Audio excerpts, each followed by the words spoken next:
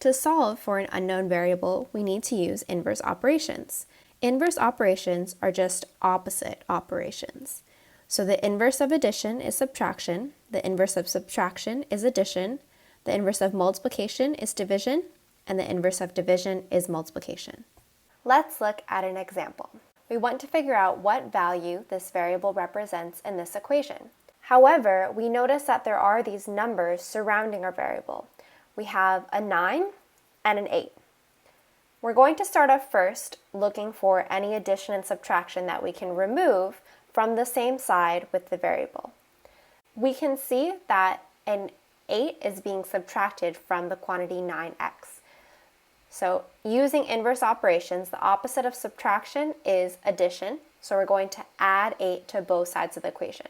We have to do it to both sides of the equation to keep the equation balanced. So I'm going to bring down the 9x because we didn't do anything to change that value. Negative 8 plus 8 is going to give me 0, but it would be unnecessary to write plus 0 in my problem, equals 10 plus 8, which gives me 18. Now I know that on the side with the variable, I still have that 9 there. 9 is being multiplied by x. So using inverse operations, the inverse of multiplication is division, so I'm going to divide both sides by 9. 9x divided by 9 will give me 1 times x, or 1x, and I'm just going to write x because the 1 is unnecessary, equals 18 divided by 9 will just give me 2. So now that I did all this work and I have this answer that x equals 2, I want to check my answer by plugging it back into the original problem. If it's true that x equals 2, then when I plug it into my problem here, this left side should equal my right side. Simplifying this, 9 times 2 gives me 18, minus 8 equals 10. 18 minus 8 is 10. So it is true that 10 equals 10. Therefore, I know the answer I got for x is true. X equals 2. Looking at this next problem, our first step is to identify this variable. And we notice that we have these numbers surrounding the variable that we need to move over and get rid of to isolate the variable. So first, starting in opposite order of PEMDAS, we're going to look for addition and subtraction. Here we have a 3 that is being added to our variable here. So using inverse operations, the opposite or inverse of addition is subtraction. So we will subtract 3 from both sides of the equation, making sure to do the operation on both sides so we keep the equation balanced. Bringing this down, I have a negative 4y. Positive 3 minus 3 is going to cancel and give me 0.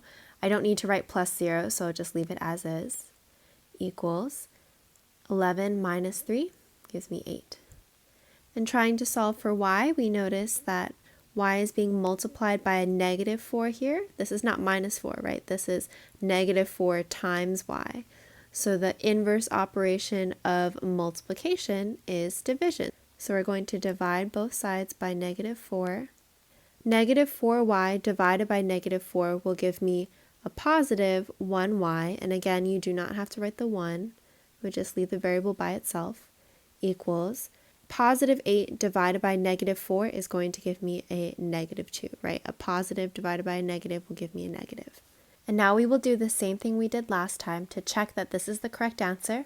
We're going to plug in negative 2 everywhere we see a y in the original equation. So plugging this in, we'll have negative 4 times negative 2 in place of y plus 3 equals 11. Multiplying a negative 4 times a negative 2, that gives me a positive 8 plus 3 equals 11. 8 plus 3 does in fact equal 11. Therefore, we know that this value of negative 2 is correct because it made the equation true. It made whatever was on the left side equal to what was on the right side.